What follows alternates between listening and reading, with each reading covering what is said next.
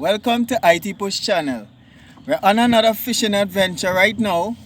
We're fishing in the afternoon, late afternoon, right? And now it's a little bit windy on the seas. A little bit windy out here. Actually a lot windy. The sun is almost down, right? Right now we have a few redfish in the well here. Right, as you can see, lane snapper in the well. Not doing badly so far. Some live bait. We have a few there ready for action. We have two rods set up. Two rods set up in a bucket. This is a live bucket, by the way. If you notice the holes on top, right? And this thing here, the PVC is used to set rods. You know, whether you're on the boat or you're on land, you could set the rods in the PVC. It's a nice setup. And there I will show you how to make one. This rope here is for use to tie the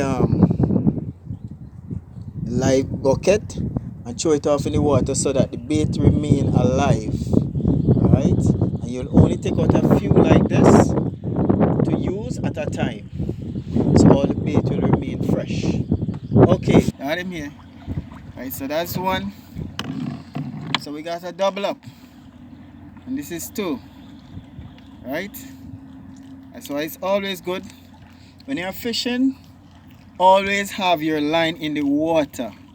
Even if you're talking, eating, or just taking in the beautiful scenery, have your line in the water with a bait on it, because you never know when fishes will pass. And there is some phenomenon that I must take note of. All fishermen must know this. If you haven't noticed it yet, it is real. All fishes tend to bite at the same time. And what I mean, if you have 10 lines in the water, all 10 lines will get bite at the same time. Try it and see. That has been my experience. I had an experience at the Portmore Causeway where it had 9 fishermen shoulder to shoulder fishing for striped moharas, which is called stone ball in Jamaica. And all 9 of us hook up at the same time and pull up a fish. A nice big fish. All.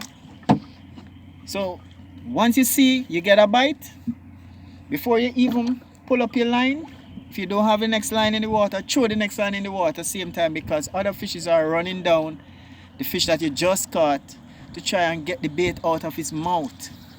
They are very competitive. So always make sure you have your lines in the water, right? No matter what you're doing, keep your lines tight lines. By tight lines, you're able to see when your rod is getting a bite, right? The rod tip will bow like that, bam bam, or it will just bow one bow like that. And when it goes like that, one bow, you know you have fish on, usually a bigger fish, right? So now in the last episode we featured guests, and we will have guests from time to time fishing along with IT Push Fishing Adventures, right? So please check out our channel. And by the way, these guests sometimes speak other languages apart from English, right? And not to worry, we could always translate it for you. Oh boy, the breeze has picked up real strong now, real strong. Nice breeze passing by, very strong, but the breeze is called a land breeze because it's coming from the land and it's coming from north. The water will get a little choppy, but not big waves, because it's a land breeze. If it was coming from the sea, an open sea, the waves will have time to develop into larger waves, and guess what, we'll have to get our tail out of the water because our water will get really rough, okay, and life-threatening. And remember, SOLAS is first, right? Safety of lives at sea is the first rule of the sea. But with these little waves, they are below half a meter in height, and this boat that we're in could take those size waves. So we're not too worried with these waves, okay? Oh, felt like I had something there, but yes, I do have something here now. But he was running towards me, alright. What is it? It's a small grunt. That's why I felt like it escaped. A small grey grunt. Right?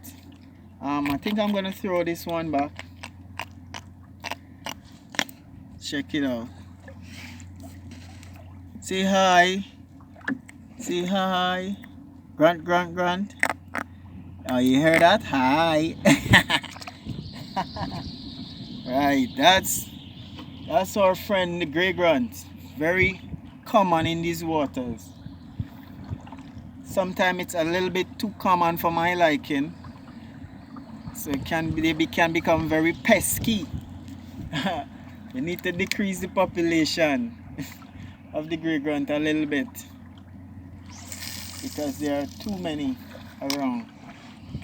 You don't give the other fishes a chance to get at the bait. Oh, I have a big one here. A bigger one than the grey grunt, of course, but I don't know how big it is yet. Let's see what it is. It's another grey grunt. I'm gonna throw him back. I'm not even gonna let him say hello. Can you say hello? Say hello. Oh, he dive at the camera. What is that? Alright, dive at the water.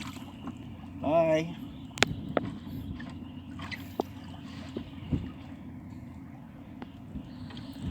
Okay, so I'm not gonna have a very long video today because I started filming late after we caught about a dozen fishes, right?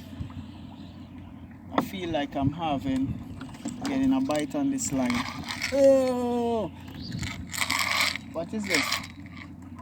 The line is stuck. Maybe a fish got it and went into some wreck underneath. But the line is stuck, people. Okay, now there's a thing called plinging. Right, I'm gonna pling it and see if that will jerk the line out, okay? If not, unfortunately we'll have to burst the hook off. Hopefully we don't lose the sinker with it. There is a little strategy that I use to preserve the sinker, because the sinker is a little bit more expensive than the hooks. So I use this line here, right, which is a 15-pound test trilene big game, right? It's a monofilament clear, right? And on the end of the line I use a tippet, right? The tippet is a thinner line. It's a 10-pound test monofilament, a different brand, a brand that is not so strong. And the reason why I do that is that if I get stuck like what is happening here now and I pull gently, the thinner line will burst, because they say the chain is as strong as its weakest link. So the thinner line will burst and the sinker will be preserved. Sinker, of course, as I said, is a lead, an egg shot running sinker. Not an egg shot, a running sinker, egg shaped, but it's more expensive to buy. I feel like a fish is on it, people. Whoa, I feel like again a fish on it. I told you like a fish is on it, but he ran into a wreck. So it's hard to get him out right now.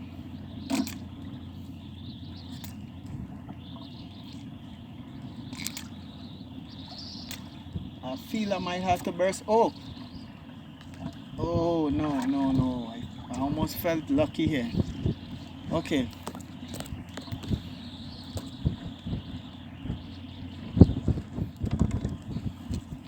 so I burst the line off. Seems like we still have the sinker on, which is my theory. Right, this is what I was talking about. So the line, right, so we tie the sinker onto the bigger line, the thicker line, and put a knot at the end, where we knot on the thinner line at the end and attach the hook on it. So when you get a burst, we still preserve the sinker. Right, so we lose less sinkers, right, more hooks but less sinkers. Right now I'm down to very few hooks, but nevertheless I have some backup, so not to worry. I think I'm going to retire this line for a moment. I'm going to put it to rest and focus on this other line that I have, right, to see if we could catch a few more of this before the video ends. Right, please, I need more subscribers, so share this video on in your groups on Facebook, on your Instagram page, and on your Twitter page, and even on your TikTok. Don't know how you're gonna share on TikTok, but we'll see what happens. There is a wreck right there, people. The reason why I keep throwing there is not to get hooked up on the wreck, but to catch the fishes that are surrounding the wreck and using the wreck as a shelter and a place to feed. Right? So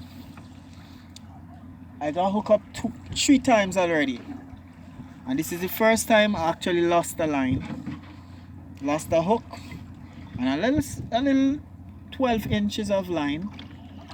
Right, because I used the plinging method and it worked, but this time apparently it was well hooked up.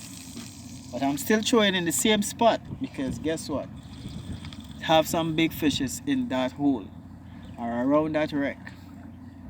Right, so don't be afraid, people, to throw your line in the same spot, because that's where the fishes are. Wherever the fishes are, that's where you gotta throw. Don't be afraid. And this spot, by the way, I heard about this spot before. I tried this spot already. It wasn't successful. And today I try it again and I'm reaping some success. But guess why I'm looking around? Now, remember, your phone might have a GPS. You could mark this spot using an app called maps.me, which is free and it don't need internet. You could mark this spot, right? Now, maps.me, that's the name of the app. Now, there's another way, right, that if you don't have your mobile phone and your smartphone with you, you could mark the spot using northeast or northwest markers. Okay, so why I mention north, because the land is in the north right now.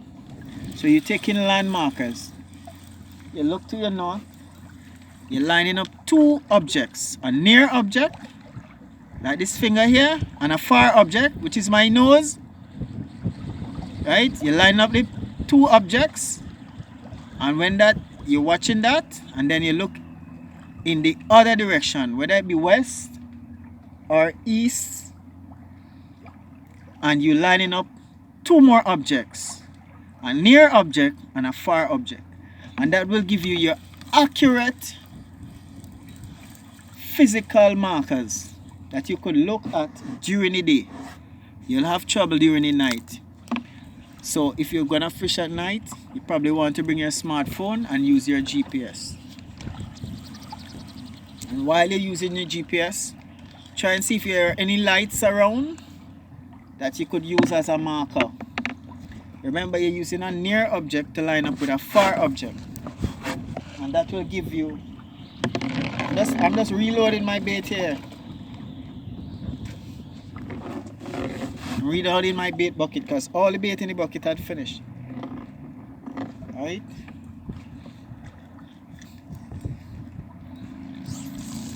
Let's catch a few more fishes before we go.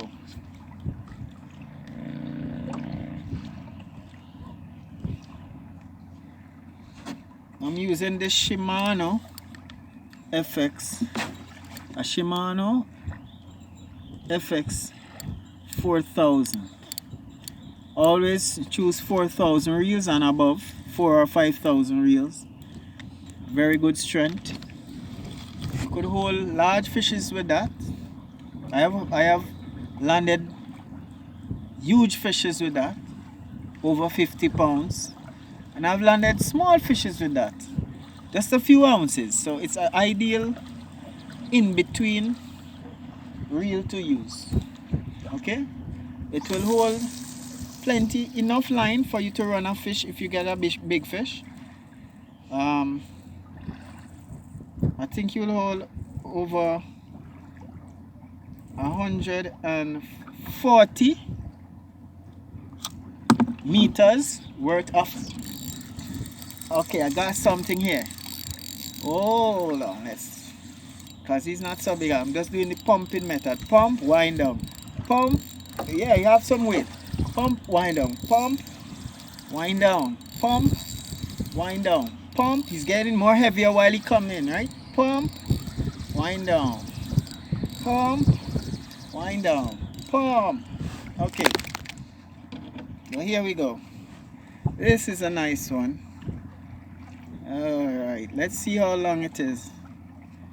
Right, I'm measuring him along with my hand here. Right, I have a measuring bucket cover that I'm going to use to tell it the length. I use my bucket cover and I put a marker here, and that is 8 inches. Okay, right now he is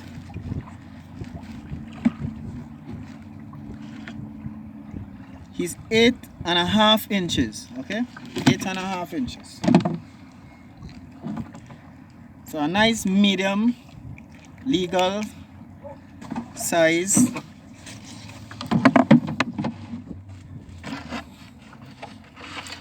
But because of the line's thickness, just a 10-pound test at the end. It's a tippet. This is what I was talking about, the tippet.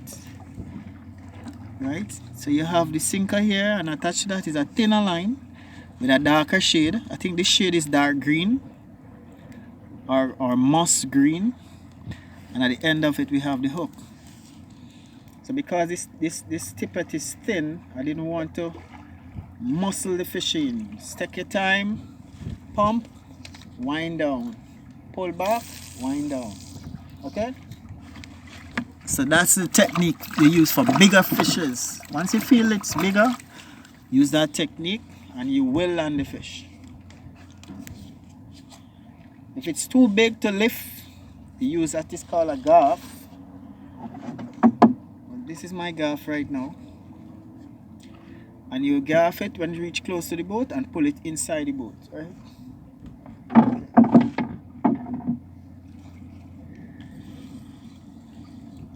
Now let's see what we can catch in the afternoon. Please share the video and subscribe.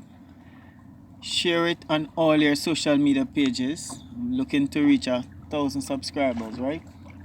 At 1,000 subscribers, we'll give away our first prize.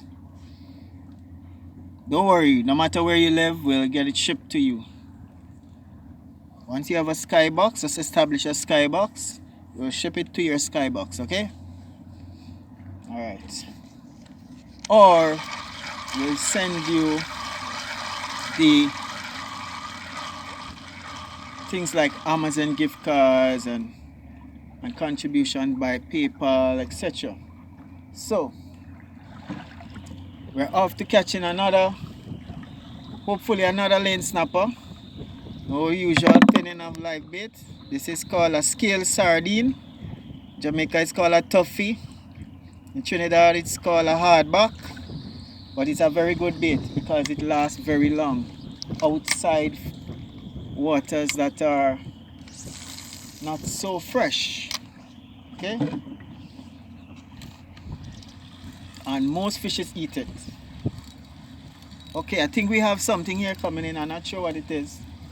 It seems to be small. Oh, right. Yeah, so we have one small lane snapper. Right, there we go. Just got a bite a while ago. Oh, getting a nice bite here. I have to drop the next rod and pump this one. Right, action time again. So never miss a beat. Always remember to check back on our channel for action, okay? Right, so we got another one. Got him now.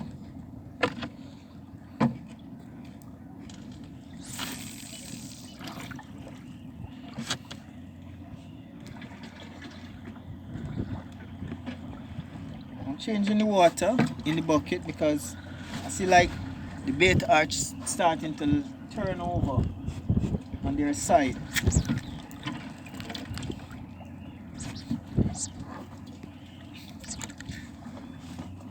Why I keep pulling this, I think I have a fish on it. Yeah, I have a fish. It's not so big. I had a fish.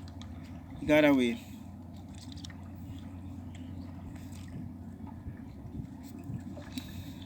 I'm gonna change the bait one time now. This is what happened to the bait. The bit of the tail. Right? I'm gonna change this bait. Put on a fresh live bait. Normally the fish would bite everything. If it's a big fish, it bites everything. If it's a small fish, it will nibble at the tail. So we're not worried about which fish bite because we know he's small. It is small because if it was a big fish, it would swallow the whole bait. These bait are approximately 1.5 inches in length. So any big fish would quickly swallow that. Small fish will nibble at it. So you could tell the difference, okay?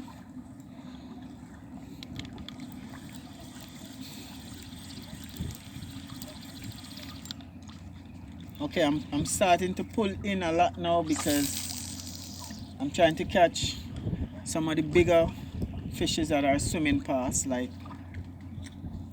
blue runners, which are called carangas in this country, or black crevalle.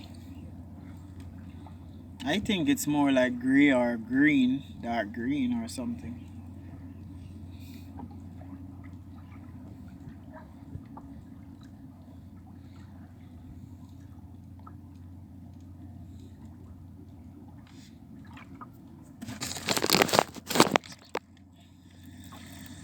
Striking.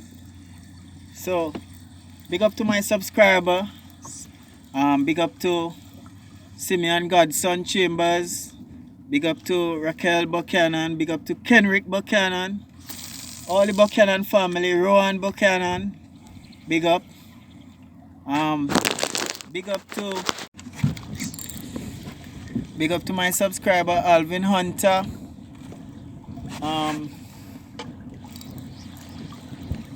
Who else are I know? There are many other subscribers. When I get a list, I will dig you up in the next video, okay? But these subscribers are new subscribers. Thank you for subscribing. Please remember to like the video and share it with your friends and your family and your group, other groups. And if you want, you could donate. You could donate to my PayPal, which is paypal.com/itpush. Right? The email address is itpush@hotmail. itpush@hotmail.com. You could donate to the channel Yeah, because I'd like to buy a nice GoPro and a stand so I could get the videos to come out much clearer. You could see what's happening in the water. You know, we could have 2 cameras. You could see it from 2 angles and so on. So remember to donate to the PayPal. The email address is itpush@hotmail.com for the PayPal. Okay? There's no other, unless you're donating an Amazon gift card. You could send the Amazon gift card to itpush@hotmail. I will get the code and I will put it in my Amazon account, right? And I could purchase the equipment from there. So remember to subscribe, donate, like, hit the notification bell, and share the video. Okay, that's all for now. And as we say, may God bless you, because we know he came down and he was in the boat as a fisherman. His 4 apostles were fishermen. So we're doing the right thing, right? We're fishing. We're doing the godly thing. So blessings.